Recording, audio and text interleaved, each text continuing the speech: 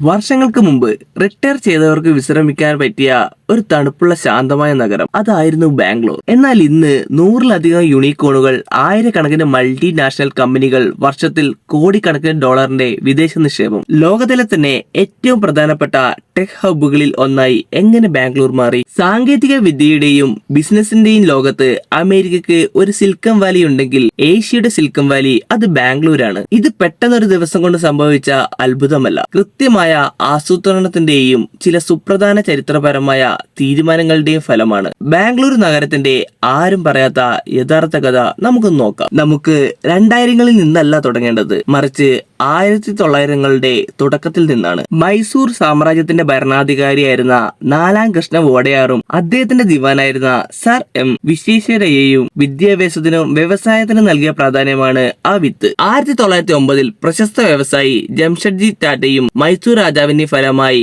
Indian institute of science ബാംഗ്ലൂരിൽ സ്ഥാപിതമായി. ഇന്ത്യയിലെ ഏറ്റവും മികച്ച ഗവേഷണ സ്ഥാപനം. അന്ന് വിധിച്ച ആ ശാസ്ത്രീയ അടിത്തറയാണ് പിന്നീട് കോടിക്കണക്കിന് ഡോളർ മൂല്യമുള്ള വ്യവസായങ്ങൾ നാടൊട്ടും വളരാൻ കാരണം. ബ്രിട്ടീഷ് ഭരണകാലത്ത് ഇന്ത്യയിലെ പ്രധാന നഗരങ്ങൾ ബോംബെ, കൽക്കട്ട, മദ്രാസ് എന്നിവയായിരുന്നു. എന്നാൽ ഈ നഗരങ്ങളെല്ലാം സമുദ്ര തീരത്തായിരുന്നു. തന്ത്രപ്രധാനമായ പ്രതിരോധ സ്ഥാപനങ്ങൾ ഇവിടെ സ്ഥാപിച്ചാൽ ശത്രുക്കളുടെ നാവികസേനയ്ക്ക് എളുപ്പത്തിൽ ആക്രമിക്കാൻ സാധിക്കും. സമുദ്രനിരപ്പിൽ നിന്ന് ഏകദേശം 900 മീറ്റർ ഉയരത്തിൽ ഡെക്കാൻ പീഠഭൂമിക്ക് നടുവിൽ സ്ഥിതി ചെയ്യുന്ന ബാംഗ്ലൂർ ഭൂമിശാസ്ത്രപരമായി വളരെ സുരക്ഷിതമായിരുന്നു. ഇതാണ് സ്വാതന്ത്ര്യത്തിനു ശേഷം ഭാരത സർക്കാരിന്റെ ശ്രദ്ധ ബാംഗ്ലൂരിലേക്ക് തിരിയാനുള്ള പ്രധാന കാരണം. സ്വാതന്ത്ര്യാനന്തര ഇന്ത്യയിൽ പ്രധാനമന്ത്രി ജവഹർലാൽ നെഹ്റു ബാംഗ്ലൂരിനെ ഇന്ത്യയുടെ ശാസ്ത്ര വ്യവസായ കേന്ദ്രമാക്കാൻ തീരുമാനിച്ചു. അങ്ങനെയാണ് വൻകിട പൊതുമേഖലാ സ്ഥാപനങ്ങൾ ഇവിടെ ഉയരുന്നത്. എയറോസ്പേസ് രംഗത്ത് HAL, ഇലക്ട്രോണിക്സ് രംഗത്ത് BEL, ടെലികോം രംഗത്ത് IIT, ബഹിരാകാശ രംഗത്ത്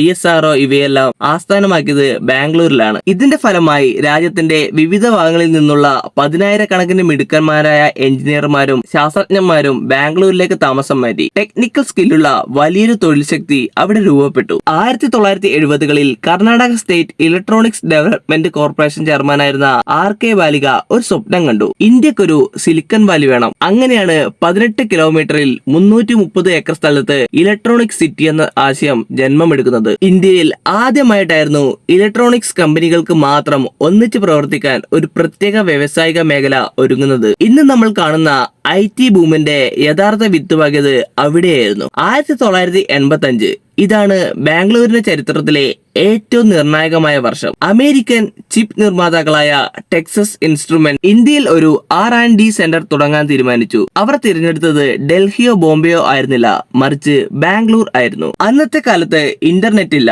ഡാറ്റ അയക്കാൻ വളരെ ബുദ്ധിമുട്ടാണ്. ഇന്റർനാഷണൽ ഡാറ്റ കൈമാറ്റത്തിനായി സ്വന്തമായി ഒരു സാറ്റലൈറ്റ് ഡിഷ് സ്ഥാപിക്കാൻ അന്നത്തെ രാജീവ് ഗാന്ധി സർക്കാർ ടെക്സസ് ഇൻസ്ട്രുമെന്റ്സിന് പ്രത്യേക അനുമതി നൽകി. ഇന്ത്യയിൽ ആദ്യമായിട്ടായിരുന്നു ഒരു സ്വകാര്യ കമ്പനിക്ക് ഇത്തരമൊരു സാറ്റലൈറ്റ് ലിങ്ക് ലഭിക്കുന്നത്. ടെക്സസ് ഇൻസ്ട്രുമെന്റ് വിജയിച്ചതോടെ പാശ്ചാത്യ രാജ്യങ്ങളിലെ കമ്പനികൾക്ക് ഒരു കാര്യം മനസ്സിലായി: ഇന്ത്യയിൽ കുറഞ്ഞ ചെലവിൽ എന്നാൽ അതിവിദഗ്ധരായ എഞ്ചിനീയർമാരുണ്ട്. തുടർന്ന് HP, IBM, ജനറൽ ഇലക്ട്രിക്സ് തുടങ്ങിയ വമ്പന്മാർ ബാംഗ്ലൂരിലേക്ക് ക്യൂ നിന്നു. കുറഞ്ഞ ചെലവിൽ കോഡിങ്ങും സോഫ്റ്റ്വെയർ ഡെവലപ്മെന്റും ചെയ്യാം എന്നത് പാശ്ചാത്യ ടെക് ഭീമന്മാർക്ക് വലിയൊരു ലാഭമായിരുന്നു. എന്നാൽ അതേസമയം തന്നെ ഇന്ത്യൻ കമ്പനികളും തരംഗം സൃഷ്ടിക്കാൻ തുടങ്ങി. NR നാരായണ മൂർത്തിയുടെ നേതൃത്വത്തിൽ പൂനെയിൽ തുടങ്ങിയ ഇൻഫോസിസ് തങ്ങളുടെ പ്രധാന കേന്ദ്രം ബാംഗ്ലൂരിലേക്ക് മാറ്റി. പച്ചക്കറി എണ്ണ നിർമ്മാണത്തിൽ നിന്ന് IT മേഖലയിലേക്ക് ചുവടുവെച്ച അസിത പ്രേംജിയുടെ വിപ്രോ ബാംഗ്ലൂരിൽ ആസ്ഥാനമുറപ്പിച്ചു. ഇവർ രണ്ടുപേരും ചേർന്ന് ലോകത്തിനു മുന്നിൽ ഇന്ത്യൻ IT ബ്രാൻഡ് അംബാസഡർമാരായി മാറി. ആയിരക്കണക്കിന് മലയാളി യുവാക്കൾ ഉൾപ്പെടെയുള്ളവർക്ക്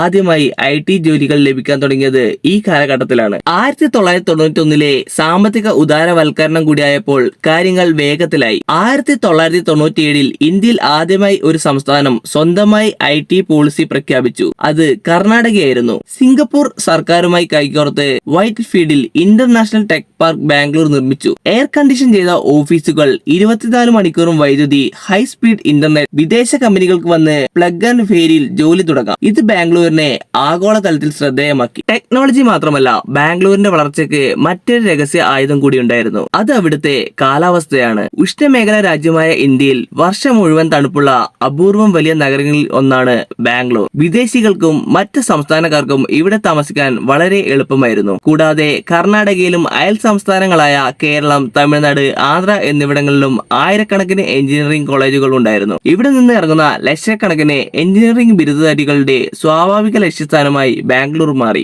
ഏത് ഭാഷ സംസാരിക്കുന്നവരെയും സംസ്കാരങ്ങളെയും ഇരു കൈ നീട്ടി സ്വീകരിക്കുന്ന ഒരു അന്തരീക്ഷം ബാംഗ്ലൂർ സൃഷ്ടിച്ചു. ഇന്ത്യയുടെ പബ് ക്യാപിറ്റൽ എന്ന പേരും ബാംഗ്ലൂർ നേടി. രാജ്യത്തിന്റെ നാനാഭാഗത്തു നിന്നുള്ള യുവതലമുറ ബാംഗ്ലൂരിലേക്ക് ഒഴുകിയെത്തി. ഇത് നഗരത്തിന്റെ സമ്പദ് വ്യവസ്ഥയെ വീണ്ടും തള്ളിവിട്ടു. 2007 IT സർവീസുകളിൽ നിന്ന് ബാംഗ്ലൂർ അടുത്ത ഘട്ടത്തിലേക്ക് കടന്നു. സ്റ്റാർട്ടപ്പ് യുഗം. സച്ചിൻ ബൻസാലും ബിന്നി ബൻസാലും ചേർന്ന് കോരമംഗലയിലെ ഒരു ചെറിയ വാടക വീട്ടിൽ ഫ്ലിപ്കാർട്ട് തുടങ്ങി. ഇന്ത്യക്കാർ ഓൺലൈൻ സാധനങ്ങൾ വാങ്ങുമോ എന്ന് എല്ലാവരും സംശയിച്ച കാലം. ഫ്ലിപ്കാർട്ടിന്റെ വൻ വിജയം ഇന്ത്യയിലെ യുവ സംരംഭകർക്ക് ധൈര്യം നൽകി. തുടർന്ന് സ്വിഗ്ഗി, സെറോദ, ഫോൺ പേ, റേസർ പേ, ഓല തുടങ്ങിയ ഇന്ത്യയിലെ ഭൂരിഭാഗം പ്രമുഖ സ്റ്റാർട്ടപ്പുകളും ബാംഗ്ലൂരിൽ പിറവിയെടുത്തു. ഇന്ന് ലോകത്തിലെ ഏറ്റവും വലിയ വെഞ്ചർ ക്യാപിറ്റൽ ഫണ്ടുകളായ Sequoia, Tiger, Global, SoftBank എന്നിവയെല്ലാം ബാംഗ്ലൂരിലെ സ്റ്റാർട്ടപ്പുകളിൽ കോടികളാണ് നിക്ഷേപിക്കുന്നത്. ഒരു സാധാരണ പ്രൊജക്ട് ഐഡിയയുള്ള ആൾക്ക് പോലും ഫണ്ടിംഗ് കിട്ടാൻ ഏറ്റവും സാധ്യതയുള്ള ഇടമായി ബാംഗ്ലൂർ മാറി. ഒരു ഗാർഡൻ സിറ്റിയിൽ നിന്ന് ലോകം ഉറ്റുനോക്കുന്ന സാങ്കേതിക കേന്ദ്രത്തിലേക്കുള്ള ബാംഗ്ലൂരിന്റെ വളർച്ച